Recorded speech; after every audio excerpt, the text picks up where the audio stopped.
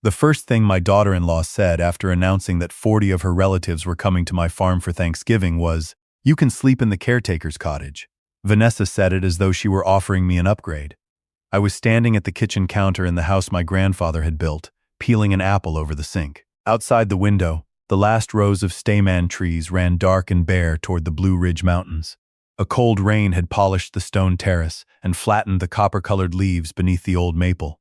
The kitchen smelled of cinnamon, wet wool, and the apple butter Rosa Delgado had left cooling in 6 glass jars. My son Owen sat at the long walnut table with his laptop open. He did not look up when his wife spoke. "The cottage does not have heat," I said. Vanessa waved one hand. "The space heaters work. Malcolm and Judith need your room because Dad's back cannot handle the guest beds. The cousins can use the upstairs rooms, the den, and the finished part of the packing barn. The younger ones brought sleeping bags last year. Last year was at your sister's house." "Exactly," she managed, "and her place is half this size." Vanessa smiled in the patient way people smile when they believe an older man is resisting a modern solution because he has failed to understand it. "We have all this space, Frank. It would be selfish not to use it." All this space was Cedar Run Orchard, 96 acres outside Staunton, Virginia. It included the stone farmhouse, 2 cottages, a packing barn, a cider house, 3 refrigerated buildings, a farm shop, and 11,000 apple trees that had never once pruned or harvested themselves. My grandfather had planted the first 6 acres in 1928. My father had kept the farm alive through a freeze that killed most of the valley's peach crop. My late wife, Ruth, had turned our roadside stand into a business that employed 29 people at the height of the season. Vanessa and Owen had lived in the East Cottage for 14 months without paying rent. They were not homeless. Owen earned a salary as sales director of Cedar Run Cider Company. Vanessa called herself a hospitality strategist, although most of her recent projects appeared to consist of photographing other people's properties and explaining online how she would improve them. They had moved back after Owen lost money on a restaurant partnership in Richmond. Ruth had been gone for 3 years by then, and I told myself the East Cottage would sound less empty with family nearby.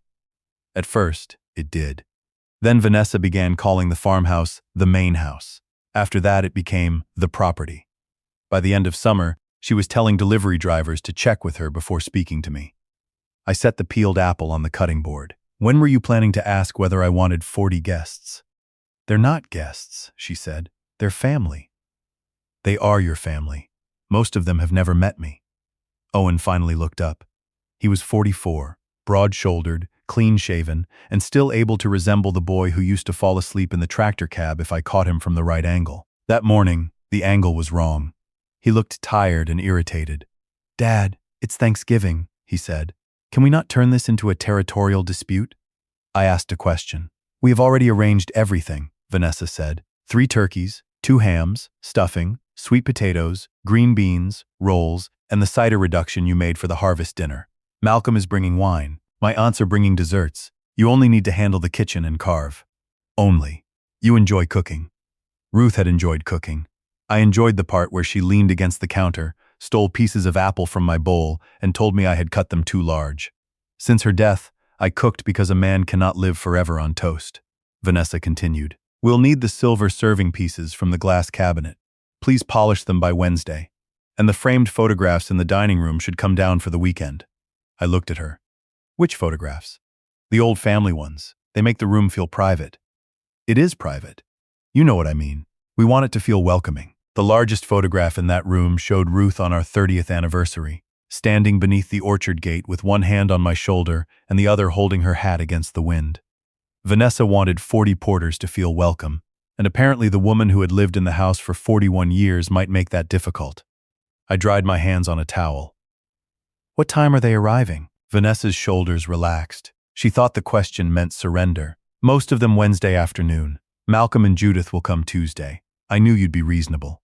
"I have a board meeting Wednesday." Owen closed his laptop too quickly. "What board meeting?" Cedar Run Cider Company had 5 directors. Me, Owen, our controller Neil Davis, Rosa Delgado, and an outside accountant named Beverly Trent. Owen knew our regular quarterly meeting was not until December. "One I scheduled," I said. "About what?" "Business." Vanessa gave a small laugh. "Can business wait until after the holiday?" "Apparently yours cannot."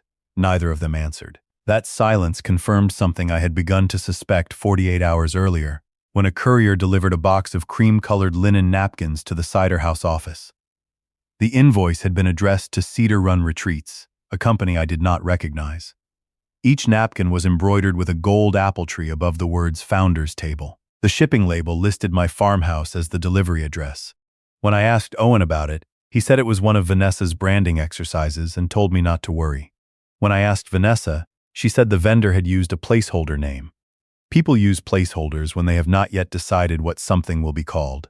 Those napkins had been ordered in June. I left the kitchen without promising to cook, polish, move, or sleep anywhere. As I crossed the center hall, I passed Ruth's photograph. Dust had gathered along the upper edge of the frame. I wiped it away with my thumb.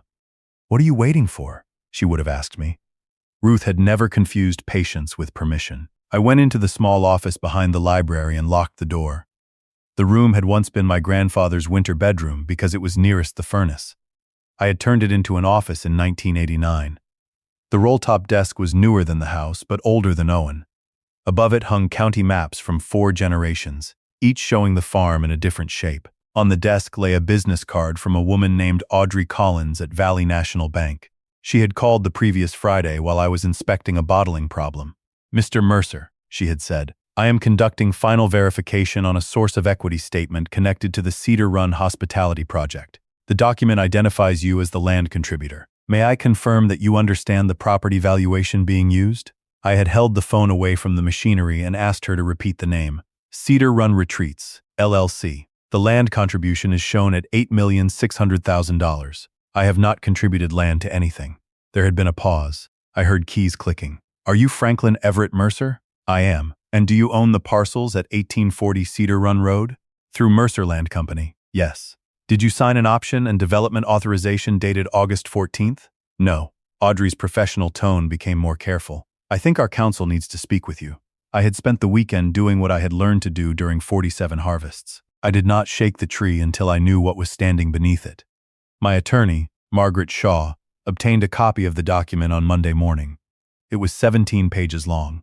The first pages described a luxury orchard resort with 32 guest cottages, a wedding pavilion, a tasting hall, and a spa built where our oldest York apple trees stood. Page 14 contained an electronic image of my signature authorizing Cedar Run Retreats to represent itself as the future owner of the land and to solicit preliminary financing. The signature looked good because it was mine. It had been lifted from a 2022 equipment lease. The little upward hook at the end of Mercer was identical. Even the faint gray speck left by a dirty scanner appeared in both documents. Owen's signature appeared beneath mine as managing member of Cedar Run Retreats. Vanessa was listed as Chief Development Officer.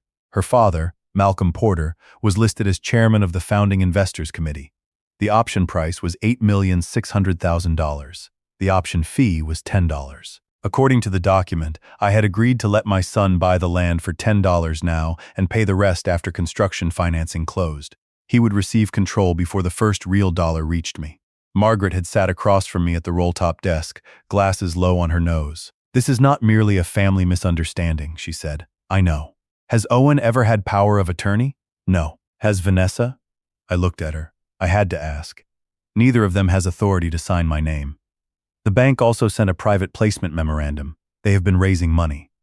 That was the part I had not expected. The memorandum offered membership units in Cedar Run Retreats at $25,000 each. It claimed that the company controlled Cedar Run Orchard and had an exclusive development agreement with founder and landowner Franklin Mercer. It included photographs of the farmhouse, cider barn, Ruth's rose garden, and the hillside where our employees ate lunch during harvest. A rendering showed the stone house with a glass ballroom attached to its west wall. At the bottom of the rendering, in letters too small for anyone to notice at first glance, were the words, "Conceptual Image, Founders Preview, Thanksgiving Week." "How much?" I asked. "Valley National has records of $840,000 in an escrow account. Audrey believes more money was deposited elsewhere before the bank became involved." "From whom?" Margaret turned to a schedule near the back. "Porter. Porter. Hanley. Porter. Maddox. Ruiz. Porter." 41 names, most with some family connection to Vanessa. "Her relatives," I said. "It appears so. 40 of them are coming for Thanksgiving." Margaret removed her glasses. Then I suggest you do not host Thanksgiving. That was the sensible answer. It was also the answer Owen and Vanessa expected me to choose if I discovered the truth. Anger, eviction, doors locked, voices raised. They could tell the investors that an emotional old man had changed his mind after months of planning. They could turn a forged signature into a family quarrel over succession. If I cancel, I said, they will say I approved everything until I became confused. We can prove the signature was copied. Can we prove what each investor was told? Margaret studied me. Not yet. Can we prove Owen and Vanessa knew the land was never theirs? The corporate records help. Help is not the same as prove. I looked again at the list of names. They are bringing the proof to my dining room. Margaret did not like the idea. Good attorneys rarely like plans that include 40 angry relatives and a carving knife. But she understood the difference between letting a fraud continue and preserving evidence of it. We agreed on rules. I would sign nothing. I would not threaten anyone. I would not make promises to investors. Margaret would notify the bank in writing that same day, record an affidavit disputing the option, and seek an emergency order preventing any transfer or lien against the land. Neil would quietly preserve company email and accounting records. Rosa would inventory the farm equipment and secure the deed files in the cider house safe. Most important, we would find out where the rest of the money had gone. I picked up Audrey Collins's card and called her from the locked office. The bank has frozen the escrow funds pending review, she said. We have $742,000 remaining. You said $840,000 was deposited. $98,000 was released for approved development expenses before the discrepancy was identified. Approved by whom? Owen Mercer and Vanessa Mercer, supported by the authorization carrying your signature. Where did it go? We are tracing it. Architecture, marketing, legal consulting, and a project management fee. Whose project management fee? She hesitated. A company called VPM Hospitality Strategies. Vanessa Porter Mercer. How much? $36,000. I wrote the number on a yellow pad. Is that all the investor money? No. The memorandum refers to an earlier founder's round of $380,000. That money did not pass through our bank. The total was at least $1,220,000. I thought of the 40 people Vanessa expected me to feed. Some might be wealthy. Some might have emptied retirement accounts because a daughter, cousin, or niece told them an orchard resort was a safe family investment backed by land. Do they know the bank froze the money? I asked. Our client is Cedar Run Retreats. We have notified its managers that the account is under compliance review. Owen and Vanessa. Yes. That explained Owen's reaction to my board meeting. Please send everything you are permitted to send to Margaret Shaw. We will cooperate with counsel and any lawful request. Mr. Mercer, I am sorry. You called me before the loan closed. Do not apologize for doing your job. After I ended the call, I sat alone for several minutes. Outside, a forklift beeped as Rosa moved bins in the rain. Cedar Run was not silent, even in November. Pumps clicked. Coolers hummed. Men and women shouted across the packing floor. A farm had a pulse made of ordinary work. Owen had grown up inside that pulse. At 14, he could identify 6 apple varieties blindfolded. At 23, he redesigned our wholesale routes and saved enough fuel to buy a second cider press. When Ruth became ill, he sat with her through chemotherapy and learned how to make the ginger tea she could keep down. I could not fit that son beside the man whose signature appeared under mine on page 14. But love is not evidence. Neither is memory. A father can remember every decent thing his son ever did and still read the document in front of him. That afternoon, I drove to the cider house and found Neil Davis in the accounting office. Neil was 61 and had worked for us since he was a college student who could not afford a car. He wore the same brown cardigan from October through March and sharpened pencils with a pocket knife even though there were 3 electric sharpeners in the building. He closed the door after I entered. Margaret told me to preserve Owen's email, he said. She did not tell me why. I placed the option agreement on his desk. Neil read the first page, then page 14. Color drained from his face. You did not sign this. No. Owen asked me for a copy of your signature authorization in June. He said a distributor needed it. Which authorization? Neil opened a locked drawer and removed a file. Inside was the 2022 equipment lease. The same signature. The same gray speck. Did you give it to him? I asked. I emailed a PDF. Frank, I am sorry. You had no reason to think he would use it this way. I should have asked. Then ask now, quietly. We spent 2 hours reviewing payments, vendor records, and access logs. Cedar Run Cider Company had not transferred money to the retreat company, but Owen had used company resources. Our marketing assistant had been told to prepare orchard photographs for a winter wholesale presentation. A drone photographer had billed us for aerial images later used in the investor memorandum. Fuel, staff time, and a delivery van had supported 3 private investor events in Richmond. Then Neil found an invoice from Blue Lantern Design for $22,000. The description read, Brand Development and Founders Weekend Materials. It had been paid from Cedar Run's operating account under a vendor code normally used for bottle labels. Owen had approved it. Vanessa's company had received $8,000 as a referral fee from the designer. There is more, Neil said. He opened the audit log for our document system. Someone using Owen's credentials had downloaded the land company operating agreement, my driver's license, 3 years of tax returns, and Ruth's death certificate. Why the death certificate? He asked. I already knew. Mercer Land Company had once been owned equally by Ruth and me. After she died, her interest passed to a trust of which I was sole trustee. A lender would ask who had authority to bind both interests. The death certificate helped make the chain of control look complete. They were building a closing file, I said. Neil leaned back. What do you want me to do? Make 2 copies of everything. 1 for Margaret, 1 off-site. And Owen? For now, he remains sales director. Limit his access to what he needs for current customers. Do it as part of a system update. He will notice. Then we will learn what he is most afraid of losing. As I stood to leave, Neil said, Frank, you know the board will stand with you. This is not about standing with me. What is it about? Finding out how many people are already falling. On Tuesday morning, Malcolm and Judith Porter arrived in a black sport utility vehicle towing a small enclosed trailer. Malcolm was 68, silver-haired, loud, and accustomed to being listened to.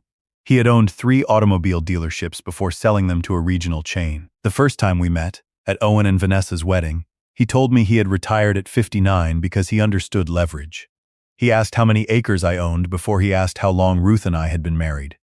Judith stepped from the passenger side holding a bakery box and hugged me warmly. Franklin, I hope this invasion is not too much, she said. I am still determining what kind of invasion it is.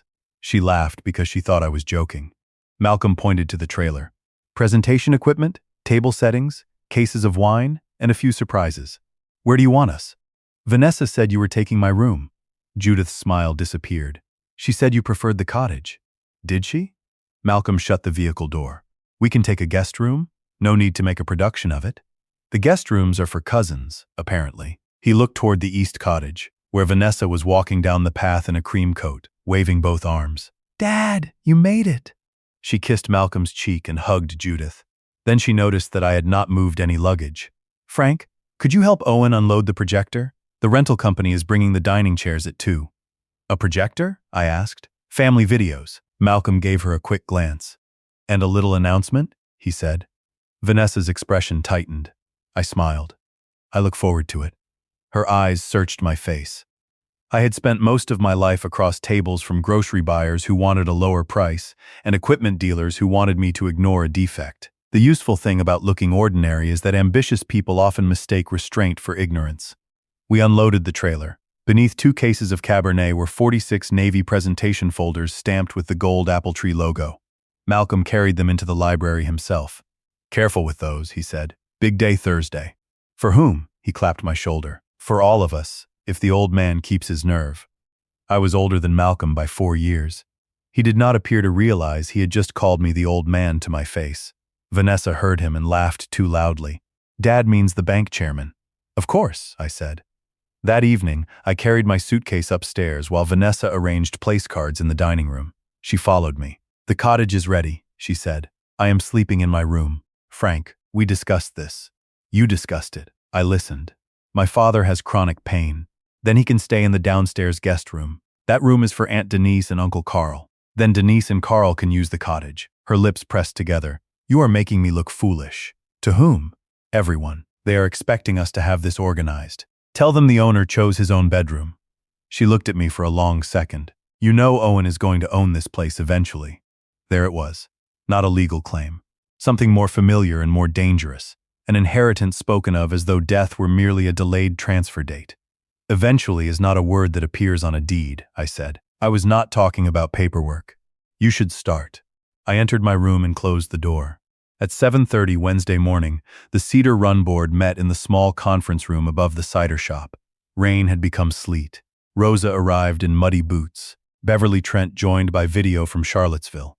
Owen entered last, carrying coffee and irritation. "Why are we doing this the day before Thanksgiving?" he asked. "Because the bank is open," I said. Margaret sat at the end of the table with a legal pad. Owen saw her and stopped. "Why is Maggie here?" "Company counsel," Neil said. "She is Dad's personal attorney." "Today I am both," Margaret said. With conflict disclosures signed by the other directors, Owen set down his coffee. "What is going on?" I placed the Cedar Run Retreats memorandum in front of him. He did not touch it. Rosa read the cover. "What is this?" "Ask Owen," I said. He looked at me, then Margaret, then the video screen. "It is a concept," he said. "A long-term diversification plan." "Who authorized it?" Beverly asked. "Dad and I have discussed hospitality for years." I asked who authorized this plan. "The retreat company is separate from Cedar Run Cider." Neil slid the Blue Lantern invoice across the table. Cedar Run paid $22,000 for its branding. That was a coding error. You approved the code. Owen turned toward me. "Dad, if this is about the bank call, Vanessa and I can explain. The documents were preliminary. No property has transferred." "Did you sign the option agreement?" I asked. "Yes, as manager. Your signature was already on it." "Who put it there?" "You did." He said it without blinking. For one instant I wanted to believe he had been deceived too. Then I remembered the downloaded lease, my driver's license, and Ruth's death certificate. I placed the 2022 equipment lease beside page 14. "The scanner mark is the same," I said. "So is every hesitation in the line. You copied it." Owen leaned back. "I did not prepare the PDF." "Who did?" "The consultant." "Name the consultant." "I do not know which employee handled the final file. Your company has 2 managers, you and your wife. This is ridiculous. You knew we were exploring a resort. Did I authorize you to raise money from Vanessa's relatives?" His eyes moved to the memorandum. "They are sophisticated investors." "That was not my question." "Malcolm organized the group. How much did they give you?" "The bank has the records." "The bank has $742,000. Where is the earlier $380,000? The room became quiet enough to hear sleet strike the windows. Owen looked at Margaret. "Am I being accused of something?" "You are being asked a corporate governance question by the controlling shareholder," she said. "Answer it." He stood. "I am not going to sit here while Dad stages an ambush because he is afraid of retiring." Rosa's chair scraped back. "Sit down, Owen." He stared at her. Rosa had taught him to graft trees when he was 12. He sat. I read the resolution Margaret had prepared. Until an independent review was complete, Owen was suspended from his role as sales director, barred from company systems and property records, and prohibited from representing Cedar Run Cider Company or Mercerland Company in any transaction. The board approved it 4 votes to 1. Owen voted against. He gave a bitter laugh. "You planned this. You planned a founder's dinner in my house," I said. "I scheduled a board meeting. Is Thanksgiving canceled?"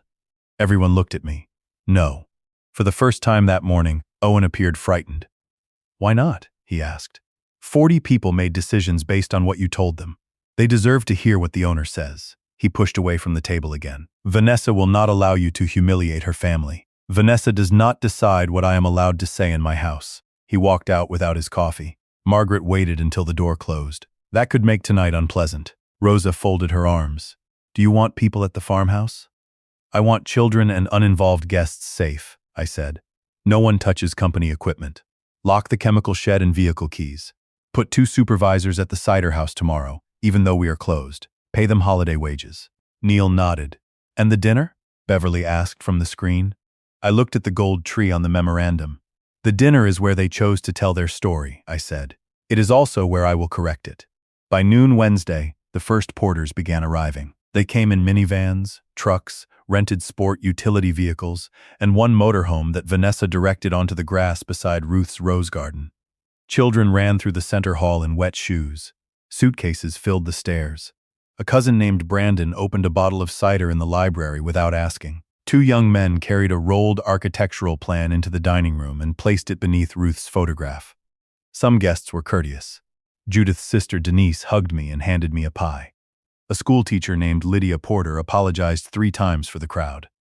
An older cousin named Arturo Ruiz asked where he could park without blocking farm traffic. Others behaved as if they were attending a hotel opening where the staff had been told not to bother them. Frank, Vanessa called from the kitchen. We need more towels upstairs. I was speaking with Malcolm near the fireplace. The linen closet is on the landing, I said. Can you bring them? No. Several heads turned. Vanessa stared at me. Owen stood behind her with his arms folded. We are overwhelmed, she said. Then you invited too many people. Malcolm cleared his throat. Let's all keep the temperature down. Big weekend. It became a big weekend when someone valued my land at $8,600,000, I said. His expression flickered. Owen stepped forward. Dad, may we speak privately? We did that at the board meeting. You suspended me in front of employees, directors. You are confused about what you signed. That sentence was for the room, not for me. Conversations stopped. 40 relatives did not yet know the full problem, but several knew enough to recognize danger when a man called his father confused. I looked directly at Owen. Tell everyone the date I signed. He said nothing. Tell them who watched. Vanessa moved between us. Not tonight. We agreed the announcement would be tomorrow. You agreed. Malcolm put one hand on my arm. Franklin, I have a great deal of money in this. If there is a paperwork concern, we can resolve it without alarming people. How much money? He glanced around the room. That is private. You are staying in my house to celebrate a project on my land. Privacy has become difficult. His hand fell away. 350,000, he said quietly. Judith, standing near the stairs, dropped the folded blanket she was holding. Malcolm? He turned. We discussed it. We discussed 100,000. I increased the position when Vanessa offered us chair status. Judith looked at her daughter. You took another $250,000 from our account? It is not gone, Vanessa said. It is invested. In what? I asked. Owen's face hardened. This is exactly why we wanted to present everything in order. Then present it. He looked toward the 46 Navy folders in the library. Tomorrow, he said. I bent, picked up Judith's blanket, and handed it back to her. Tomorrow, I agreed. That night I slept in my own bed. Malcolm and Judith took the downstairs guest room. Denise and Carl chose a motel rather than the unheated cottage. Vanessa told the others I was having a difficult week. At 11:20, someone tried the handle of my bedroom door. I had locked it. The handle moved twice. Then Owen's voice came softly through the wood. Dad? I did not answer. I know you're awake. We need the land company binder for the presentation. I just want to make sure the numbers match. The binder was in the cider house, safe with Rosa. Go to bed, Owen, I said. This can still be fixed. I agree. If you tell the bank you signed the authorization, the freeze comes off. We repay Cedar Run for the branding expenses and revise the option. You get the full purchase price at closing.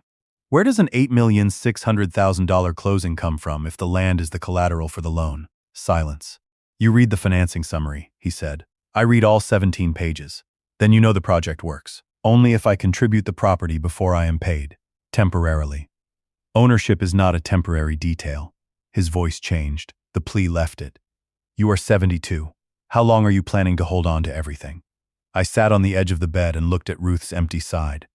Long enough to decide what happens to what I built.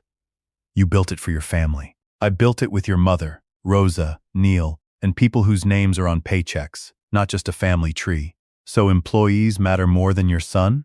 Tonight, truth matters more than both. His footsteps moved away. I did not sleep again. At 4:45 Thanksgiving morning, I went downstairs and found Vanessa already in the kitchen. She wore silk pajamas beneath one of Ruth's aprons. On the counter lay 3 thawed turkeys, 2 hams, bundles of herbs, and a printed cooking schedule with my name beside 11 tasks. At the top, in bold letters, Vanessa had written, Founders Thanksgiving. Service at 3:30. She looked up from her phone. Good, you're awake. The large turkey goes in first. I need the ovens free by noon for Aunt Lydia's casseroles. I took Ruth's apron from the back of a chair and hung it on its usual hook. Please use another one. Vanessa glanced down. It is an apron. It was Ruth's. For once, she did not argue. She untied it and placed it on the counter. Are you cooking or not? I will cook 1 turkey, the dressing, the gravy, and the apples. The people who brought the rest can handle it. That is not the plan. Neither was a resort. She lowered her voice. Owen told me what happened at the board meeting. You are overreacting to draft paperwork. Drafts do not usually collect $1,220,000. Her eyes widened, then narrowed. The money is protected. $742,000 is frozen. $98,000 left the bank. Where is the first $380,000? She opened the refrigerator and began moving dishes that did not need to be moved. Startup costs. Name them. Design, planning, consultants, deposits. Your fee. I worked for 9 months without compensation. You lived here without rent and used my employees. You think because you did things the hard way, everyone else has to. I think when you call money an investment, the investor should know who owns the land. She shut the refrigerator. They know. Owen is your only son. Everyone understands this farm is his future. You sold them my death as a business plan. Her face changed. The anger vanished, leaving something flatter. That is cruel. Is it inaccurate? You were going to approve it once you saw the numbers. Owen said you always resist change at first. Did he tell you to copy my signature? I did not copy anything. Who did? She picked up the cooking schedule. We have 40 people to feed.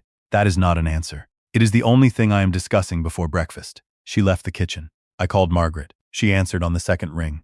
Please tell me this is not a kitchen emergency, she said. Vanessa says she worked 9 months without compensation. Her project management agreement began in March. That helps establish planning before the August authorization. She also said Owen told her I always resist change at first. Write down the exact words. Do not question her further without me. Any news? The judge signed the temporary restraining order at 7:14 last night. It has been transmitted to the county clerk, the bank, and counsel for the prospective lender. The disputed option affidavit was recorded first. So the land is safe. From this transaction, yes. Frank, that does not mean the situation is safe. The state securities investigator wants the offering materials and investor communications. I told her we expect those materials to be presented today. Is she coming? Not without a formal reason. I am coming at 3 with a process server and a forensic accountant. We will remain on the public side of the property until you ask us in. A process server on Thanksgiving. Fraud has poor holiday manners. I heard dishes in her background. Maggie, stay with your family until we need you. My family ate turkey yesterday because they know what I do for a living. Do not become sentimental at the wrong time. Ruth used to say that. Ruth was usually right. At 6, I prepared the turkey. By 7, the house had awakened. Children came downstairs asking for cereal. Adults searched for coffee. Carl repaired the loose handle on the downstairs bathroom without being asked. Lydia and Denise organized the casseroles. Judith stood beside me, peeling sweet potatoes in strained silence. I did not know about the extra money, she said. I believe you. Malcolm moved it from a brokerage account. He said the resort would provide income for our grandchildren. Did he show you documents? A brochure. A subscription agreement. He said you had already approved the land. Did you sign? Both of us signed. He handles the accounts. She sliced a sweet potato too hard and the knife struck the board. Are we going to lose it? I do not know. Vanessa said the land alone guaranteed everything. The land was never a guarantee because the retreat company did not own it. Judith closed her eyes. She is my daughter. Owen is my son. What are we supposed to do with that? Tell the truth about what they did. Then remember who they are separately. She looked at me. Can you do that? I am trying. Around 9, Rosa called from the cider house. A man is at the gate asking for Owen, she said. He has a mobile notary stamp and looks like he would rather be anywhere else. Name? Tessa Porter. That is a woman. Then the man is her husband. He says Tessa is in the truck. Tessa Porter was Vanessa's cousin. Her notary seal appeared on the option agreement. It stated that I had personally appeared before her at 2:20 in the afternoon on August 14th and acknowledged my signature. At 2:20 that day, I had been 30 miles away at Augusta Health, undergoing a procedure on my right eye. My check-in time, medication record, and discharge video placed me at the clinic from 1:12 until 4:11. Owen had driven me there. Vanessa had picked me up. Keep them there, I said. I will come down. Tessa sat in the passenger seat of an old pickup with both hands wrapped around a paper cup. She was 36, freckled and pale. Her husband stood beside the truck, jaw tight. Vanessa said you needed me to bring the journal, Tessa said. I did not call Vanessa. She looked toward the farmhouse. She called at 6 this morning. She said the bank lost the acknowledgement entry and you wanted a replacement. Did I appear before you on August 14th? Tessa began to cry before she answered. Her husband looked away. No, she said. Did you see me sign the option? No. Why does your seal say you did? Vanessa told me you had signed it at home and that she watched. She said family property documents were different because everyone had already agreed. She said you hated driving after the eye treatment and it would be cruel to make you appear again. When did you stamp it? August 16th. I used the 14th because that was the date on the document. Rosa stood a few feet away, arms folded inside a quilted vest. Did Owen speak to you? I asked. Tessa nodded. He called after Vanessa sent the PDF. He said thank you for helping move the family into the future. Did they pay you? Not for the notarization. They gave my husband and me a $5,000 credit toward a founder unit. Her husband swore softly. We put in another $20,000, he said. My mother put in 25. Tessa lifted a spiral-bound notary journal from the floor. I left the entry blank. Vanessa said you would sign the journal today and make everything correct. That was why she had been summoned. Not to replace a lost acknowledgement, but to manufacture the missing contemporaneous record while 40 people filled the property. Do not enter anything, I said. I know. I called a lawyer on the drive here. He told me not to speak to anyone. Yet you spoke to me. I needed to say I am sorry. Sorry is not a correction, she flinched. The truth is a start, I added. Call your lawyer again. Tell him Margaret Shaw represents me and that the state may contact you. Preserve every message from Vanessa and Owen. Tessa handed me nothing. I asked for nothing. The journal remained hers, as it should have, but Rosa photographed the cover and the blank line with Tessa's permission while her husband recorded us both agreeing to what was being photographed. Before they drove to a motel, Tessa forwarded 3 text messages to Margaret. The most important was from Vanessa at 6:12 that morning. Bring journal. Frank will sign after dinner. Dad says investors need a clean record before Monday. At 10:30, Malcolm found me carrying wood to the dining room fireplace. Tessa is upset, he said. She should be. Vanessa says you frightened her away. I asked whether she watched me sign. He took a log from my arms and set it beside the hearth. Did she? Ask her. I am asking you. No. He sat in one of the wing chairs. The room around him looked temporarily unfamiliar. Tables had been extended into the library. Navy folders rested at every adult place. A portable screen covered the bookcase. The gold apple tree logo was projected onto it. Vanessa told me the option was executed, he said. It was forged. That is a serious word. It is a serious document. He rubbed both hands over his face. I introduced this to my brothers, my cousins, people I have known for 50 years. Why did they trust it? They trusted me. Why did you trust it? His answer took time. Because I wanted the numbers to be true. That was the first honest thing Malcolm had said to me. He had seen Cedar Run not as a farm but as trapped value. The resort projections promised investors annual returns of 18% after the second year. Malcolm's founder units supposedly entitled him to a board seat and a preferred return. He had already imagined himself chairing meetings again. Did you verify the deed? I asked. Owen showed me an ownership chart. Did you call the county? I saw your signature. Did you ask me? He looked at the floor. Vanessa said you disliked discussing money with people outside the Mercer family. So you invested $350,000 in my land without discussing money with me. When you say it that way, it sounds reckless. There is no other way to say it. He stood and walked to the screen. I can cancel the presentation. No, he turned. You want this? I want everyone who invested to see the same statements, hear the same promises, and keep the same documents. You are setting a trap. They sent invitations. He gave me a long, unhappy look. What happens to Vanessa? That depends on what Vanessa did. She is your daughter-in-law, and your daughter. You could protect her. From what? From ruining her life over a business mistake? If it was a mistake, the records will show that. If it was fraud, protecting her from the truth would mean transferring the cost to everyone in this room. He looked toward the kitchen, where Judith and her sisters were laughing weakly over a tray of rolls. I taught her to think big, he said. Thinking big does not require signing someone else's name. Malcolm removed one of the Navy folders from a place setting. I have not read every page. Start with 14. At noon, Owen tried to leave in his truck with 2 banker boxes. Rosa called me from the gate. The boxes belonged to Cedar Run Cider Company and contained sales agreements, distributor records, and employee files. We did not block the vehicle. Rosa photographed the boxes through the open rear door and informed Owen that removing corporate records after his suspension violated the preservation notice Margaret had emailed him. He carried the boxes back inside the cider house himself. You have everyone spying on me, he told me when he returned to the farmhouse. You attempted to remove company records.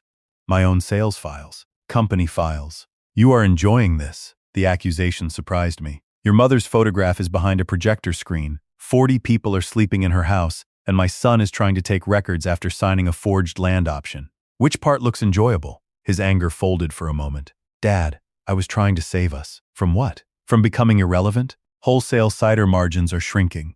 The trees need replanting. The refrigeration system is 15 years old. We cannot keep selling bottles and school tour tickets as if it is 1998. Those facts were true. That made his lie more dangerous. You could have brought a proposal to the board. You would have said no. You did not give me the chance. I gave you 20 years of chances. Every new idea had to survive 3 winters before you would consider it. So you built 32 cottages on paper and sold them to people who never asked whether you owned the hill. We would have paid you, after using my property to secure the money. That is how development works.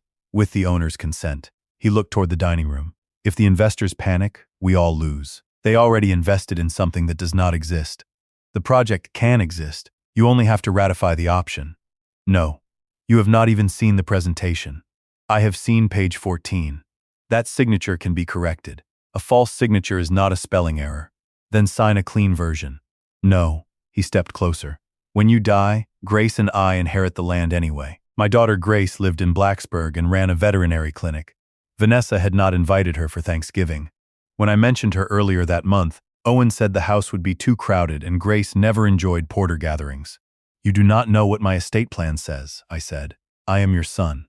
That is a relationship, not a title report. He stared at me with an expression I had never seen on him before.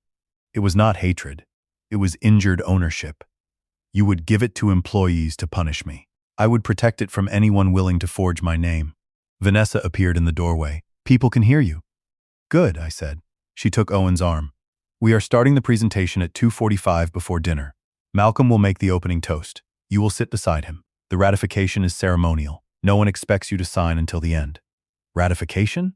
Owen closed his eyes. Vanessa realized she had used the wrong word. A confirmation, she said, of a transaction I never authorized, of the family's shared vision. How many versions of the document are there? She did not answer. The bank has the August option, I said. Tessa was asked to repair the journal.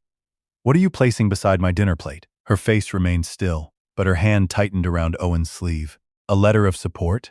Then you will not mind giving it to Margaret Shaw before the presentation. Your lawyer is coming here? At 3. Owen whispered something I could not hear. Vanessa looked past me toward the guests filling the house. You cannot do this in front of everyone. You brought everyone. At 2:30, the adults took their seats. Children and teenagers ate early in the breakfast room, then went to the East Cottage with 2 relatives who had not invested and wanted no part of the presentation. I made that arrangement with Judith. Whatever happened belonged to the adults who had signed documents, not to children trapped at a holiday table. 46 chairs crowded the dining room and library. The tables were covered in white linen. Ruth's silver serving pieces reflected the projected gold logo. The turkey rested on a carving board at one end, surrounded by food brought from 6 states. Outside, the sleet had stopped, leaving the orchard gray and shining. I wore a charcoal jacket, white shirt, and the watch Ruth gave me when Cedar Run sold its first 100,000 bottles. Vanessa had left a white chef's apron over my chair. I folded it and placed it beneath the table. At every adult's seat was a navy folder. Mine was thicker than the others.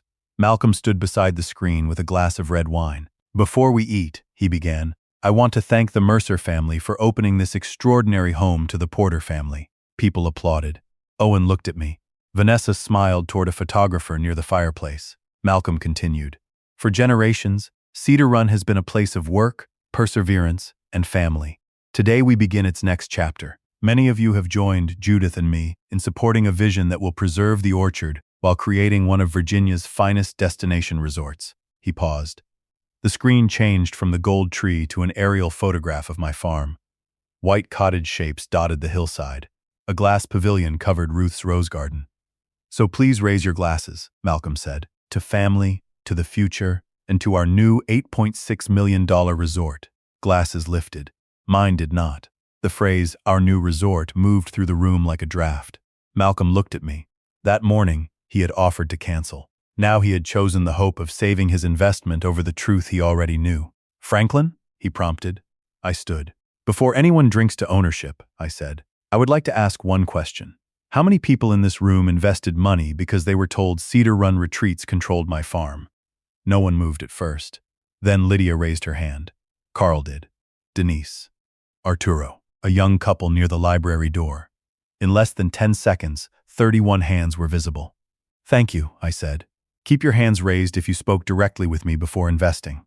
Every hand came down. Vanessa stepped beside Malcolm. Frank is understandably emotional, she said. Transitions are difficult, especially when a founder has spent his entire life attached to a property. The legal documents in your folders show that he approved the development. Turn to page 14, I said. Paper moved around the room. You will see my signature beneath the land authorization. Now turn to the last page of the white packet behind it. Several people looked confused. My folder contained a white packet. Theirs did not. Owen slid a document toward me. Dad, he said, we can settle this with a clean confirmation. Sign this letter, and the question disappears. I looked down. It was titled Ratification and Release. It stated that I confirmed all prior actions taken by Cedar Run Retreats, waived claims arising from unauthorized representations, and agreed to contribute the property at closing. The signature line waited beneath my printed name. This is not ceremonial, I said. It protects everyone, Owen replied. It protects the people who created the false document. Vanessa addressed the room. The bank asked for updated language. That is normal. I lifted the page so the people nearest me could see it. This paper does not update language. It asks me to forgive authority I never gave and surrender claims I have not yet brought. Malcolm set down his glass. Owen, you told me Frank had approved the project in principle. He did. When? I asked. At the harvest dinner in May. What exactly did I say? You said the farm needed new income. I also said the south cooler needed a new compressor. That did not authorize you to sell it, a few people murmured. Vanessa clicked the presentation remote. A photograph appeared of Owen and me standing together at the May harvest dinner. Beneath it was a caption, Founder Approval, Spring 2025.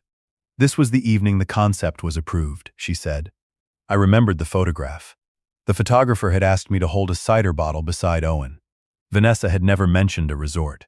Did anyone record me approving it? I asked. It was a family conversation, she said. Who heard it? Owen said. I did. Anyone else? No answer. I opened my white packet. This is the equipment lease from 2022. My signature appears on the final page. Look at the little gray mark above the second R in Mercer. Then look at page 14 of your investment packet. Lydia leaned close to her husband's folder. Someone near the library said, they are identical. Of course signatures look alike, Vanessa replied. Not merely alike, I said. They are the same digital image. Every line, every gap, and the scanner defect are in the same place. The original file was downloaded from Cedar Run's system in June using Owen's account. Owen stood. That proves a consultant reused a file. It does not prove I told anyone to. Then tell us the consultant's name. He looked at Vanessa. She said, Blue Lantern assembled the presentation. Blue Lantern designed the logo. They did not draft land agreements. Their written statement is in Margaret Shaw's file. The front doorbell rang. No one moved. I looked toward Carl, who was nearest the hall. Would you let my attorney in? Vanessa stepped in front of him. This is a private family gathering. It became a securities offering when you put investment folders at every plate. I went to the door myself. Margaret stood on the porch in a navy coat. Beside her were a forensic accountant named Simon Lee and a process server holding 2 sealed envelopes. At the end of the drive, a gray sedan waited with the state investigator inside. She had decided she had a formal reason after all. I invited Margaret and Simon in. The process server asked Owen and Vanessa to identify themselves, then handed each an envelope. They had been served with the temporary restraining order, preservation notice, and notice of the disputed land option. Vanessa did not open hers. Owen did. His face changed as he read, You went to court without telling me. You went to a bank without telling me. Margaret placed a stack of packets on the sideboard. My name is Margaret Shaw, she said to the room. I represent Franklin Mercer, Mercer Land Company, and, for limited purposes, Cedar Run Cider Company. I am not your attorney. If you invested in Cedar Run Retreats, you should seek independent advice. You should also preserve every email, text message, brochure, bank record, and recorded presentation connected to that investment. Arturo stood. Is the project dead? The project never had control of the land, I said. Can we get our money back? Denise asked. Simon answered carefully. $742,000 is frozen in a regulated escrow account. $98,000 was released. We are examining an earlier $380,000 round. Recovery depends on tracing those funds and determining legitimate expenses. The room erupted. Questions came from every direction. Vanessa said the money never left escrow. Owen told us the permits were pre-approved. Malcolm guaranteed the land. What about the preferred return? I used my home equity line. My mother put in $50,000. Malcolm raised both hands. Quiet. We need facts. Judith looked at him with an expression more painful than anger. You had facts this morning. He lowered his hands. Vanessa moved to the laptop. This is a coordinated attempt to destroy a viable project. Frank changed his mind. That does not make us criminals. Margaret said, do not delete or alter the presentation. It belongs to my company. It is evidence covered by a preservation notice. Owen reached past Vanessa and closed the laptop. No one is deleting anything, he said. For a moment, I thought he might finally tell the truth. Then he looked at the investors. My father approved this orally, he said. He is 72, grieving, and under pressure from employees who do not want change. He forgot signing other documents before. This is a capacity issue, not fraud. The words struck harder than the forged signature. Not because I had never expected them, because he had rehearsed them. Margaret opened another packet. Mr. Mercer underwent a comprehensive cognitive assessment in September as part of his annual medical examination, she said. His physician found no impairment. More relevant, the purported notarization states that he personally appeared before Tessa Porter on August 14th at 2:20 p.m. Medical records, security video, and electronic check-in data place him at Augusta Health from 1:12 until 4:11 for an eye procedure. Owen Mercer drove him to the clinic. Vanessa Mercer collected him afterward. Tessa's mother turned toward Vanessa. Where is Tessa? She was not feeling well, Vanessa said. She is at a motel with counsel, Margaret replied. She has stated that Mr. Mercer never appeared before her and never signed the document in her presence. The room fell silent again. Margaret continued. At 6:12 this morning, Vanessa asked Tessa to bring her notary journal here so Mr. Mercer could sign an entry after dinner. Malcolm's face went red. Vanessa, is that true? Tessa misunderstood. Did you send the message? I was trying to correct an administrative omission. By having him sign a notary journal 3 months late? Lydia asked. Vanessa looked around the room and seemed to discover, for the first time, that 40 relatives could also mean 40 witnesses. Owen sat down. Simon Lee connected his own laptop to the projector. A simple table appeared. Funds received, funds frozen, funds released, and funds unaccounted for. This is preliminary, he said. We have confirmed $1,220,000 in investor contributions.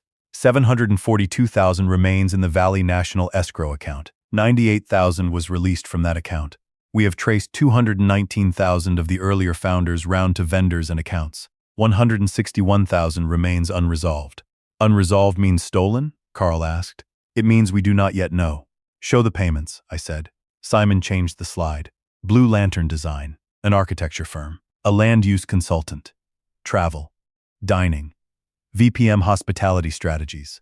A Richmond condominium deposit. Credit card payments. Vanessa said. The condominium was a model suite for visiting investors. Judith stared at her. You told me you were renting it for work. That is work. The deposit was $60,000, Simon said. Title records show the purchaser as Vanessa Porter Mercer individually. Owen turned toward his wife. You said the company owned it. It was going to be assigned after closing. You used founder money for a condo in your name? Do not pretend you did not approve the transfer. I approved a model unit. And you approved your truck payment from the same account. The two of them looked at each other across my Thanksgiving table, and their partnership began to split along the exact line where each had believed the other would absorb the blame. Malcolm sat slowly. Stop, he said. Both of you, just stop. No one had carved the turkey. Gravy cooled. A candle burned down beside a bowl of cranberries. The gold apple tree still glowed on the screen above the accounting table. I had imagined this moment during the sleepless night. In some versions, I delivered a perfect speech. In others, I told everyone to leave and watched Owen carry his suitcases through the rain. The reality was smaller and sadder. People had trusted family. My son had treated my death as a timetable. My daughter-in-law had called an inheritance a business asset, and a room full of food could not make any of it less hungry. I stood beside my chair. The children have eaten, I said. The rest of us should do the same before the food is wasted. No one is required to stay. No one is required to discuss money at the table. Margaret and Simon will meet investors individually in the Cider House conference room beginning tomorrow morning. Make copies of your records. Keep your originals. Denise looked at me as if I had spoken another language. You still want us to eat here? You came a long way. Most of you did not forge anything. Hunger will not improve the facts. Vanessa gave a short, disbelieving laugh. How noble. I looked at her. You and Owen will leave the East Cottage by Sunday at 5. You may take personal belongings only. A supervisor will inventory anything belonging to Cedar Run. Your access to the farmhouse ends tonight after you collect what you need for the children. You cannot throw us out with 3 days' notice, Owen said. Margaret has prepared lawful notice under your occupancy agreement. You were not tenants. The company provided housing as part of your employment. Your employment is suspended, and the agreement allows temporary access restrictions for misconduct. If you contest it, use the legal process. Vanessa folded her arms. Where are we supposed to go? Your Richmond condominium may be available. Several people inhaled sharply. I did not feel triumphant. I felt 72. I picked up the carving knife and fork. Malcolm, I said, you offered a toast to ownership. Would you like to say grace instead? He stared at the table. Judith answered for him. I will. She stood, took her sister's hand, and prayed for truth, mercy, food, and the wisdom not to confuse one with another. Then I carved the turkey. Dinner lasted 90 minutes. It was the quietest meal ever served in that house to that many people. Forks touched plates. Chairs shifted. Somewhere in the breakfast room, a child laughed at a movie, and every adult at the main table seemed grateful for the reminder that not all family events had become exhibits. Malcolm did not eat. Judith put a small portion on his plate, but it remained untouched. Owen and Vanessa sat beside each other without speaking. When Lydia asked whether the apple dressing contained pecans, I answered, and the ordinary question felt like mercy. Halfway through the meal, Arturo Ruiz raised his hand as if he were still in school. Mr. Mercer, may I ask one thing? Yes. If they had not used your signature, would you ever have considered the resort? Owen looked up. I could have said no. It would have been simple and satisfying. It would also have been untrue. I would have considered a proposal, I said. I would have asked what happened to the trees, the workers, the debt, and the land if the hotel failed. I would have asked why a 32-cottage resort was the only way to improve a cider business. Then the board and the land company would have decided through the process we use for every serious risk. So you might have approved it, not as written.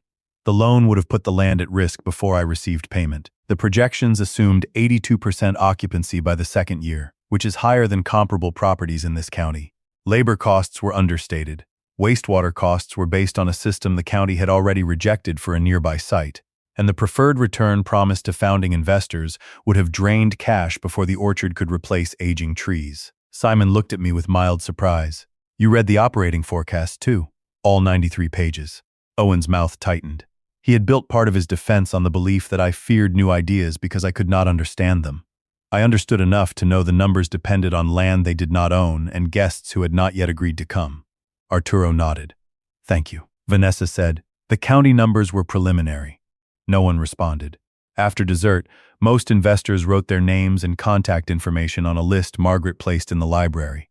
A few left immediately for hotels. Others stayed because roads had begun to ice. I did not order anyone out. Hospitality was not the same as surrender, and I was not willing to make innocent people dangerous on a mountain road simply to reclaim a room 6 hours sooner. At 8:15, the state investigator entered the farmhouse. Her name was Dana Klein. She wore a dark wool coat and carried no visible badge until she introduced herself. She explained that participation was voluntary that evening, but formal subpoenas might follow. She collected a copy of the presentation, photographed the folders as they had been distributed, and asked each investor to retain notes of what had been said before and during the offering. When she asked Owen whether he would answer questions, he said he wanted counsel. That was his right. Vanessa said the same, then added that her father had designed the investment structure. Malcolm turned toward her as if she had struck him. I organized investors, he said. You and Owen gave me the documents. You reviewed the terms. I am not a lawyer. You sold 3 dealerships. Cars, Vanessa. Not land I did not own. Dana wrote down the exchange without comment. At 9, I found Sophie sitting on the bottom stair. She was 13, Owen and Vanessa's older child, with Ruth's brown eyes and Owen's habit of pulling one sleeve over her hand when nervous. Her 9-year-old brother Luke had fallen asleep in the East Cottage. Are Mom and Dad going to jail? She asked. There are questions a grandfather wants to answer with protection rather than truth. That night I had already seen what protection without truth could become. I do not know, I said. Aunt Denise said they stole the farm. They did not get the farm. They used papers that said I had agreed to something when I had not. Did Dad lie? I sat beside her. Yes. She began to cry without sound. Does that mean you do not love him? No. It means loving him cannot make the lie true. Mom says you care about the trees more than us. The trees are not asking me to choose. She leaned against my shoulder. and I felt how narrow she still was beneath her sweater. Where will we live? You will not be without a safe place. Your parents are responsible for choosing it, but your Aunt Grace and I will help make sure you and Luke are cared for. Mom hates Aunt Grace. That does not prevent Grace from loving you. Sophie wiped her face on her sleeve. Can I keep Grandma's book? Ruth had given her an illustrated book about Appalachian wildflowers before she died. It had been on the shelf in Sophie's room since they moved into the cottage. It is yours, I said. Nothing that belongs to you or Luke is part of this dispute. That promise became important sooner than I expected. At 10:30, Vanessa came upstairs and began removing framed prints from the guest room. Judith followed, asking her to stop. They were gifts, Vanessa said. They belong to the house, Judith replied. Everything belongs to the house when Frank wants it to. I stood in the doorway. Leave anything that was here before you moved in, I said. Take your clothing, personal furniture, children's belongings, and anything you can document as yours. A neutral inventory begins tomorrow. You want receipts for my life? I want no later claim that either side took what belonged to the other. She dropped a framed landscape onto the bed. You have been waiting for this. That is why you said perfect when I told you everyone was coming. I had not said the word aloud. Perhaps my face had. I was waiting for the people who had been told they owned part of my land to hear the truth together, I said. You could have spoken to us privately. The board asked, privately. You still put a release beside my plate. Her eyes were red, but her voice remained hard. You made me look like a criminal in front of my entire family. I showed them the documents you gave them. You knew how they would react. Did you? She picked up the landscape again and set it against the wall. Get out. This is my room. Then enjoy it. She walked past me. Judith stayed. I do not know her, she said. You know parts of her. Tonight you met another part. Is that what you tell yourself about Owen? Every hour. Friday morning began with coffee, legal pads, and people searching through phones. The Cider House conference room became an intake office. Margaret arranged 30-minute meetings with investors. Simon collected copies of subscription agreements and wire confirmations. Dana Klein served preservation letters on Cedar Run Retreat's registered agent and 2 outside vendors. Audrey Collins joined by secure video and explained the bank's freeze. The records revealed that investors had not all received the same promises. Lydia and her husband had been told their $25,000 unit was fully secured by a first lien on the orchard. Arturo had been promised he could withdraw his $50,000 at any time before construction. Denise believed her money remained in escrow until permits were final. A cousin in Maryland had received an email stating that I personally guaranteed repayment. Malcolm's agreement contained a side letter granting him 10% of the developer fee if he raised more than $500,000 from others. Did you know about this? Judith asked him when Simon displayed the side letter. Malcolm stared at his signature. Vanessa said it was compensation for chair work. You were paid to bring in family. I never received anything. Because the closing did not happen. He looked older than he had 2 days earlier. I thought I was helping them build something.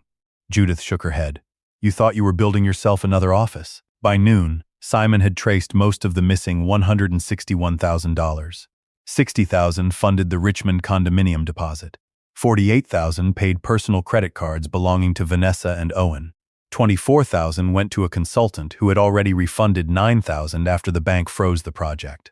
$12,000 paid for travel labeled investor relations. $9,000 purchased furniture now sitting in the condominium. $8,000 remained as cash withdrawals and transfers not yet explained.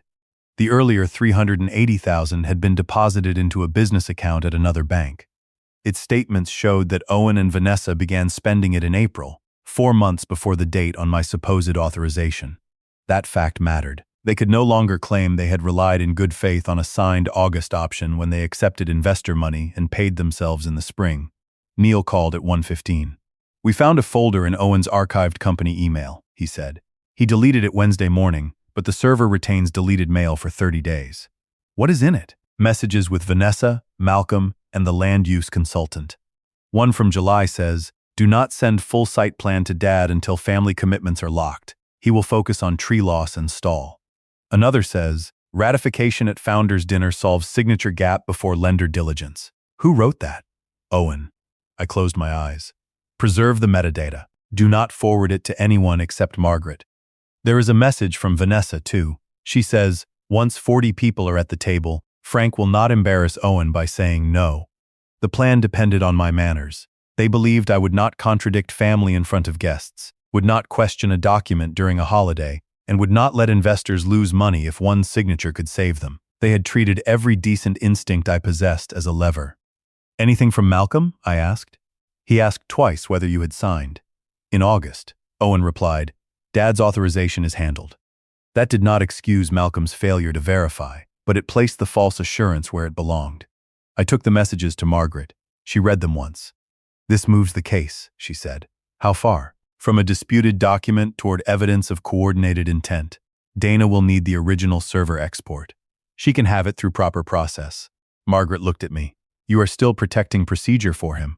I am protecting the evidence. If a case is brought, I do not want shortcuts to become his defense." At 3, Grace arrived. I had called her after the board meeting Wednesday and told her only that there was a serious dispute involving Owen and the land. She had been scheduled to spend Thanksgiving with friends in North Carolina. When I called again Thursday night, she got in her car. Grace was 47, 6 years older than Owen, with Ruth's direct gaze and my unfortunate knees. She walked into the cider house office wearing jeans and a red coat, hugged me hard, then held me at arm's length. "Are you all right?" "No." "Good. I was afraid you would say fine." I gave her the shortest version I could. It still took 20 minutes. She read the option, the payment schedule, and Owen's emails. Anger moved across her face in stages. "He used Mom's death certificate for the title file. And Vanessa covered Mom's photograph with a projector? That is not the important part. It can be important to me." She walked to the window. Owen was outside the East Cottage, loading suitcases into his truck under Rose's supervision. "I knew they wanted the farm," she said. "I did not know they had stopped waiting." "What do you mean?" Grace turned. "Last Christmas, Vanessa asked whether you had updated the trust after Mom died. She said it was unfair that you had not given Owen operational control. I told her the estate plan was none of her business." "Why didn't you tell me?" "Because you accused me of assuming the worst about her." She was right. Grace and Vanessa had disliked each other from the beginning. I had often dismissed Grace's warnings as personality conflict. "I should have listened," I said. "Maybe. But I should have told you anyway." That was the difference between blame and accountability. Blame tries to find one person who can carry all the weight. Accountability allows more than one person to name what they should have done without pretending every failure is equal. Grace sat across from me. "What do you need?" "I need you not to turn this into proof that you were the good child." Her expression tightened. "That is not why I came." "I know. I am saying it before. Grief gives either of us bad ideas." She nodded slowly. "What else?" "Sophie and Luke need an adult who is not choosing sides in front of them. I can take them for the weekend if Owen agrees. Ask him, not me." "And the farm?" "We will discuss the farm after the emergency is over, not as a reward for being here." Grace almost smiled. "You really are all right." "No. I am organized." Owen agreed to let the children stay with Grace for 2 nights. Vanessa did not, at first. She accused Grace of using the crisis to steal her children. Sophie said quietly that she wanted to go. Luke asked whether Grace's clinic had puppies. The argument ended when Malcolm told Vanessa to stop making every offer of help into an attack. That evening, Owen asked me to walk with him. We went between the dormant rows behind the farmhouse. The ground was soft from sleet. He wore the old green field coat Ruth bought him in college. I remembered repairing its torn pocket when he was 22. "Vanessa hired a lawyer," he said. "You should hire your own. We are married. You are already blaming each other." He kicked a fallen apple into the grass. "She handled the investor accounts. You signed as manager. I believed the project would close. Before or after you copied my signature. I did not make that file. Your July email called it a signature gap." He stopped walking. "You read my email. Company counsel preserved company records after the board suspended you. That was private. You sent it from Cedar Run's system about a transaction using Cedar Run's land." He looked toward the mountain. "Vanessa said you had signed the May letter." "What May letter?" "A 1-page expression of interest. She said it went missing during revisions, but that you had agreed." "Did you see it?" "A scan." "Where is it?" "I do not know." "Did you watch me sign?" "No." "Then by July, why did you call my approval a gap?" He had no answer. We continued walking. At the end of the row stood a York tree my father planted when Owen was born. It was no longer productive. Its trunk had split, and one side was hollow. I had delayed removing it because I knew what it represented. Owen placed one hand on the bark. "You keep dying things because they have a story," he said. "That tree comes out in February." He looked at me. "Rosa marked it last month," I said. "We are replanting the whole row with gold rush on disease-resistant rootstock." You never told me. You stopped attending orchard meetings. Hospitality took your time. He rubbed the cracked bark. I thought if I brought you something big enough, you would finally see I could lead. Leadership does not begin after everyone else is trapped. You never let me fail. You lost money in the Richmond restaurant. And you paid the tax lien. Because it threatened the cottage and your children's housing. Exactly. You always fix things. Then you make me feel like I never stood on my own. There was truth in that, too. After the restaurant failed, I had paid $112,000 without requiring Owen to show me every account. I told myself I was protecting Sophie and Luke. I also spared my son the full consequence of decisions he had hidden from me. Rescue can teach the wrong lesson when it arrives without an accounting. I should have required the truth then, I said. So this is punishment for Richmond? No. It is one way I helped prepare you to believe I would repair the next disaster. He looked at me, surprised. Will you? I will help investors recover what can be recovered. I will protect the company and the land. I will not sign a false ratification or lie to investigators. What about me? You need to tell your lawyer the truth. That is all you have to say? No. I faced him. I love you. You are no longer employed by Cedar Run. You will not manage this farm while I am alive, and you should not build your future around inheriting it when I die.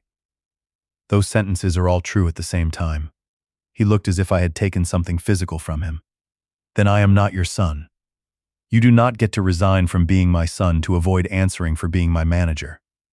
You chose employees. I chose not to let you make them collateral. He walked back toward the cottage alone. On Saturday, Vanessa's attorney sent a letter accusing me of wrongful eviction, age-based manipulation by company officers, defamation, and interference with contract.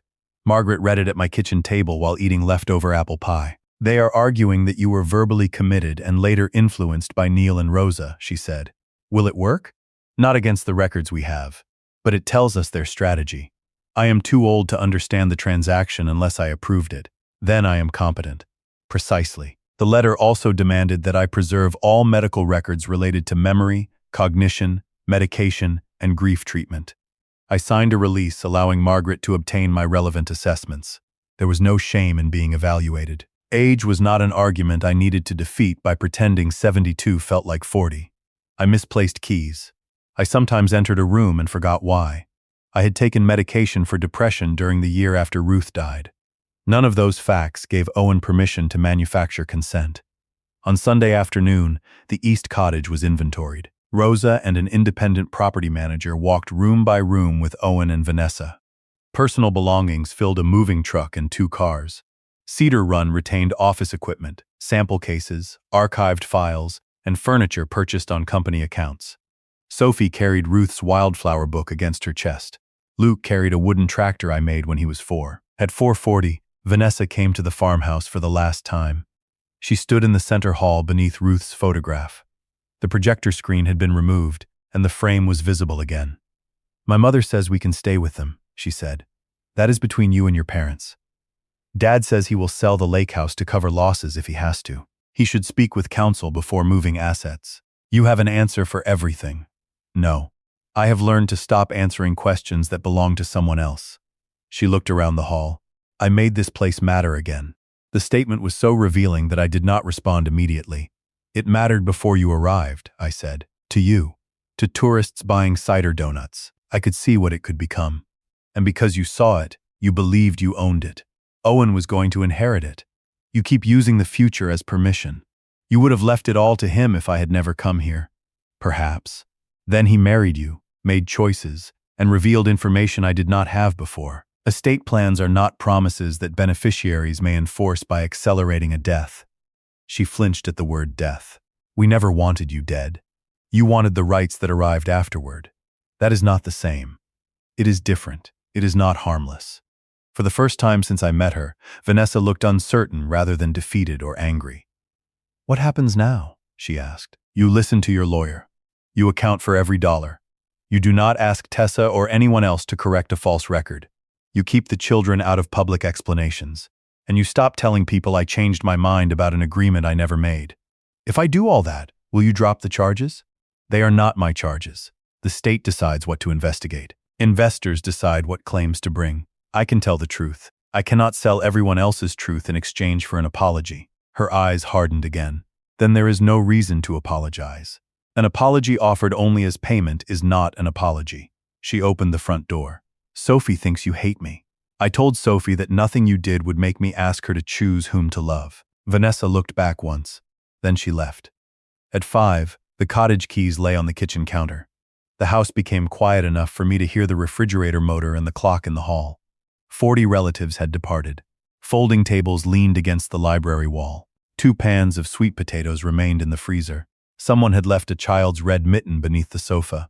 I sat at the walnut table where Owen had opened his laptop 4 days earlier. Ruth's apron hung from its hook. I put my face in my hands and cried. Not because I regretted stopping them. Not because the farm was worth more than my son. I cried because property could be secured with an affidavit and a court order, while the part of a family that had been mortgaged against trust had no county office where a clean title could be recorded. The investigation lasted 11 months. That sentence makes it sound orderly. It was not. It came in subpoenas, interviews, legal invoices, corrected bank statements, sleepless nights, and phone calls that began with the words, "We found another account."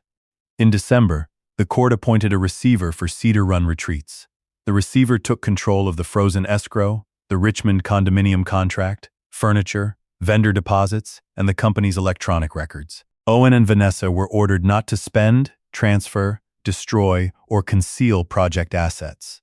Every investor received the same report rather than the different versions they had been given before Thanksgiving. The first report confirmed $1,220,000 in contributions. It also identified another $75,000 pledged but not yet transferred. Because Audrey had made the verification call, that money never moved. The bank returned the frozen $742,000 after the court approved a pro rata distribution. Unused architecture and consulting deposits recovered another $67,000. The condominium seller retained part of the deposit under the purchase contract but returned $41,000 after Margaret showed that the funds were subject to a fraud claim. Furniture was sold. A travel company refunded a canceled investor tour. Malcolm surrendered his right to any developer fee and placed $110,000 of personal funds into the recovery pool because he had recruited relatives using promises he failed to verify. By the following summer, investors had recovered 89 cents of every dollar. That was not a perfect result. A school teacher who loses 11% of $25,000 does not feel fortunate because the loss could have been worse. Malcolm sold the lake house anyway and privately repaid 4 older relatives he had personally assured were taking no risk. Judith required him to place the remaining family accounts under joint control. They stayed married. It was not my place to decide whether they should. Tessa surrendered her notary commission before the state revoked it. She pleaded guilty to making a false notarial certificate, received probation, performed community service, and testified about the August document and the Thanksgiving message. Some relatives treated her as another victim. Others treated her as the person whose stamp made their fear look safe. Both descriptions contained truth. She had been pressured by family and had still chosen to make a false official record. Blue Lantern Design provided its source files. They showed that Vanessa uploaded the scanned signature and labeled it landowner approval, final. The designer had asked whether counsel had reviewed the form. Vanessa replied, "Family counsel is comfortable." Margaret had never seen it. The land use consultant produced a recorded video meeting from June. In it, Owen said, "Dad will fight the cottage count, so we need investor momentum before we put the final map in front of him." When the consultant asked whether I had authorized fundraising, Owen answered, "The family ownership is settled. The paper will catch up." The paper was never behind. The truth was. Owen's separate attorney advised him to cooperate. At first, he turned over passwords but denied knowing the signature was copied. Then the server archive produced a text he had sent Vanessa after Neil gave him the equipment lease. "This scan is clean enough. Use only signature page. If Dad sees full option before founder commitments, he will stop it." After that, his defense changed. He said Vanessa had convinced him I orally approved the concept, and that he believed the copied signature was a placeholder to be ratified later. Vanessa said Owen had directed every financing decision and had used her family as a convenient investor pool. Their attorneys stopped sharing information. By February, they were living separately. Sophie and Luke spent alternate weekends with Grace or me when both parents had legal meetings. I never questioned them about their parents' phones, conversations, or finances. Dana Klein agreed that children should not become evidence collectors. When Sophie volunteered that she had heard arguments about page 14, I told her to speak only with the child advocate appointed through family court if she felt she needed to. A 13-year-old should not have to earn safety by providing useful facts. Owen called me every Sunday at 7 during the first 3 months. The calls were rarely good. Sometimes he wanted help with legal fees. I declined and gave him the number of a lawyer referral service. Sometimes he wanted me to issue a statement saying he had always intended to pay me. I refused. Twice he called only to ask about the children and the farm. Those were the calls that hurt most because they sounded like the son I remembered. In January, he asked whether the York row had been removed. "Last week," I said. "Did you save the tree Dad planted for me?" "I saved a section of the trunk." "Why?" "I do not know. It was mine. It was a tree on the farm. You know what I mean." I did. "I can have Rosa cut a piece for you after the case permits property transfers," I said. He laughed bitterly. "Evidence rules for firewood. It is not firewood to you. That is why I want the transfer documented." He became quiet. "Sophie says you are building a greenhouse. An education greenhouse. School groups can use it in winter." "That was one of my ideas. It was also in the 5-year capital plan you stopped attending. Everything I did was not wrong." "No. Do you ever tell anyone that?" "I told the board your wholesale route design saved the company money for 15 years. I told the investigator you kept the business running during your mother's chemotherapy. I also gave them the July emails. You can hold all that in your head?" "I have to." He ended the call soon after. In March, the Cedar Run board completed its independent review. Owen's employment was terminated for misuse of company assets, falsification of records, undisclosed conflicts, and breach of fiduciary duty. He owned 8% of the non-voting shares, most of which Ruth and I had given him over 10 years. The shares were his property. I did not take them because I was angry, and the company could not pretend they had never been issued. However, the shareholder agreement allowed Cedar Run to offset final distributions against adjudicated debts owed to the company. Owen remained an 8% shareholder with no management authority. Any dividends would first satisfy whatever amount a court found he owed for misused company funds. Grace owned the same percentage. She asked whether I planned to transfer Owen's future inheritance to her. "No," I said. "Because you might forgive him?" "Because I am not turning the farm into a scoreboard between my children." With Margaret's help, I rewrote the succession plan. Mercerland Company would remain under my control while I was able to manage it. If I became incapacitated, 3 independent trustees would act together: Grace, Beverly Trent, and a trust officer with no family connection. No child, spouse, or single advisor could control the land through one medical letter or one signature. After my death, 62 acres of active orchard and stream buffer would pass into a conservation trust that prohibited subdivision and large-scale resort development. Cedar Run Cider Company would receive a long-term lease on the productive land. Over 10 years, an employee ownership trust could acquire up to 40% of the operating company at an independently appraised price. Grace and Owen's existing shares remained intact, but neither child received automatic management power. I did not give the whole farm away in a burst of revenge. Cedar Run still needed capital and leadership. We hired an outside general manager named Camille Brooks, who had run a cooperative packing house in Pennsylvania. We replaced the south refrigeration system, replanted the York row, and converted part of the unused packing barn into a modest tasting and education room with fire exits, accessible restrooms, and a budget approved before construction began. The room held 80 people. It did not require 32 cottages, a spa, or a glass ballroom over Ruth's roses. Rosa studied the plans and said, "Owen was right that we needed new income." He was. Does it bother you to admit that? Less than it bothers me that he thought being right about the need made him owner of the answer. She nodded. That sounds like something Ruth would say. Ruth would have said it in half as many words. The criminal case was resolved in October. Vanessa pleaded guilty to 1 felony count of obtaining money by false pretenses and 1 count related to the fraudulent securities offering. The forgery count was dismissed as part of the plea, but the factual statement required her to admit that she knowingly used my copied signature to create the appearance of landowner approval. She received 22 months in a state detention program, followed by supervised release, and was ordered to pay restitution jointly with Owen. The judge delayed the custodial term long enough for a family plan to be approved for Sophie and Luke. Owen pleaded guilty to conspiracy to obtain money by false pretenses and misuse of entrusted company property. His cooperation in locating vendor funds reduced the sentence. He served 9 months in a local correctional program with work release, followed by 2 years of probation.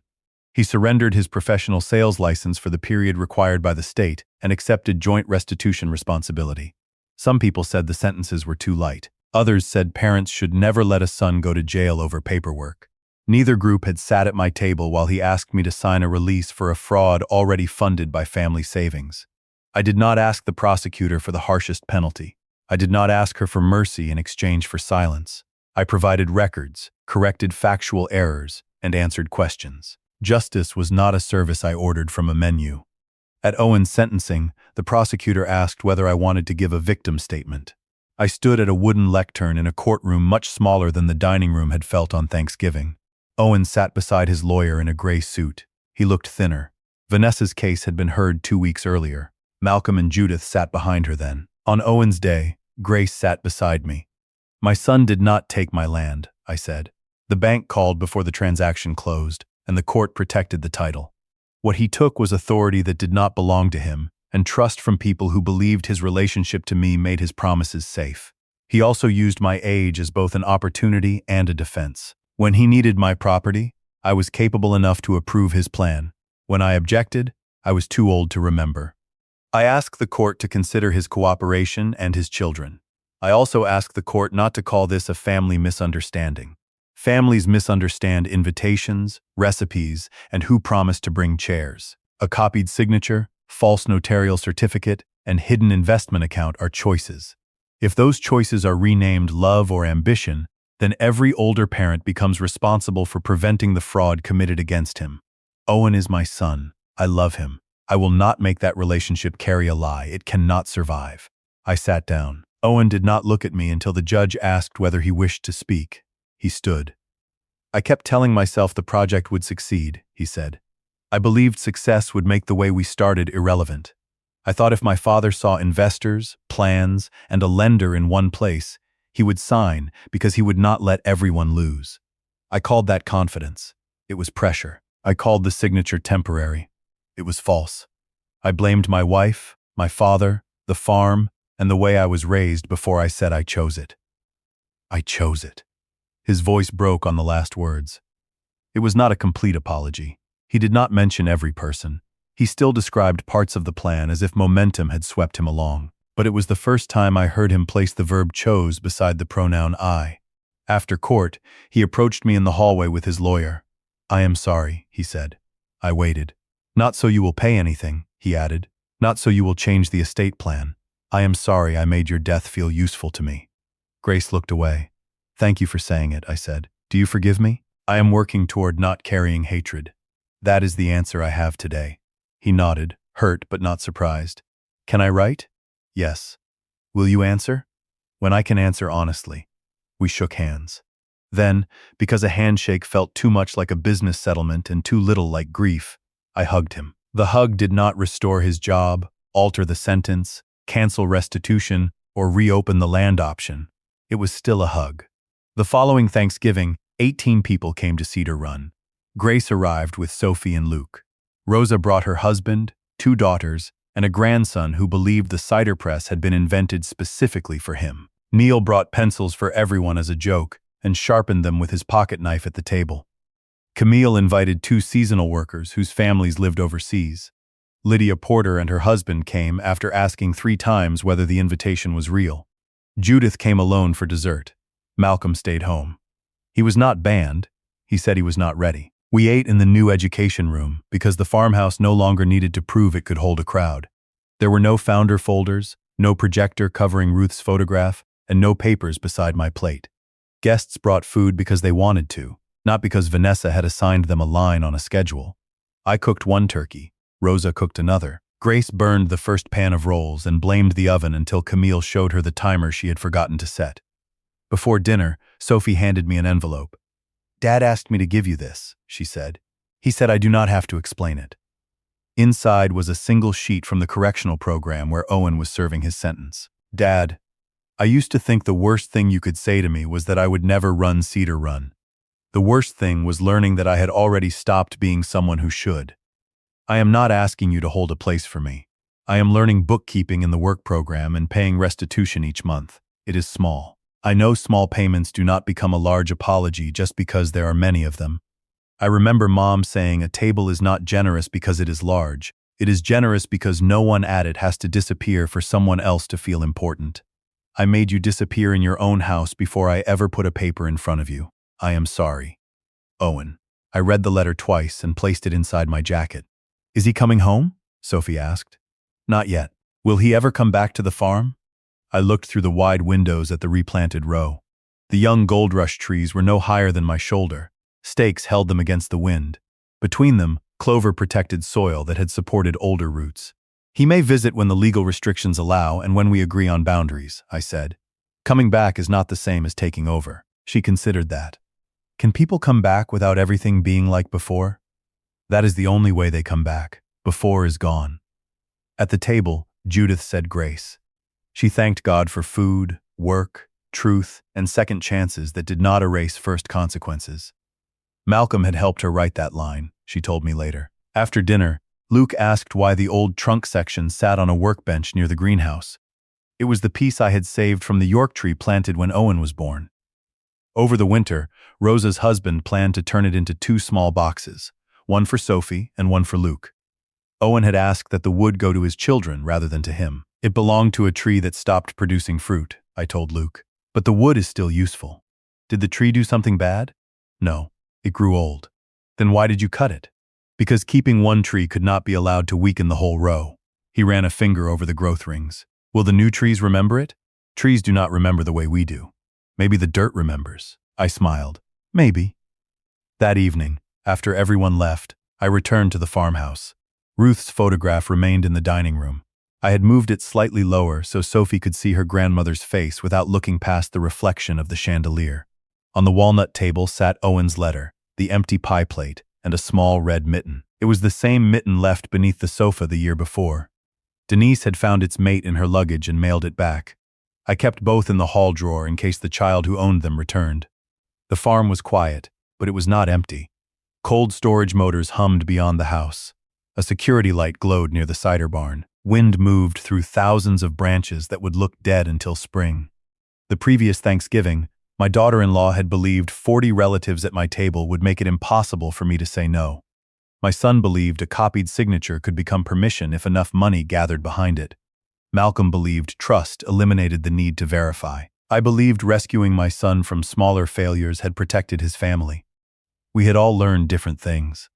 The land remained at Cedar Run, not because I shouted louder, threatened anyone, or waited for a miraculous inheritance. It remained because a banker asked one question, an attorney recorded one affidavit, employees preserved ordinary records, a notary finally admitted what she had not witnessed, and 31 investors raised their hands in the same room. Evidence did not make the truth painless. It made the truth difficult to replace. I turned off the dining room light and left Ruth's photograph facing the window. In the morning, I would meet Camille and Rosa beside the greenhouse. We needed to choose tables for the school program and decide whether the new cider line should carry the old York name. There would be invoices, weather, equipment trouble, and more decisions than a 73-year-old man could responsibly keep to himself. So I would not keep them to myself. I would share authority through records, votes, written duties, and people allowed to question me. I would not confuse control with safety any more than I would confuse family with consent. Before I went upstairs, I opened the hall drawer and placed Owen's letter beside the pair of red mittens. The drawer closed without a lock. Some things needed protection. Others needed a place to wait.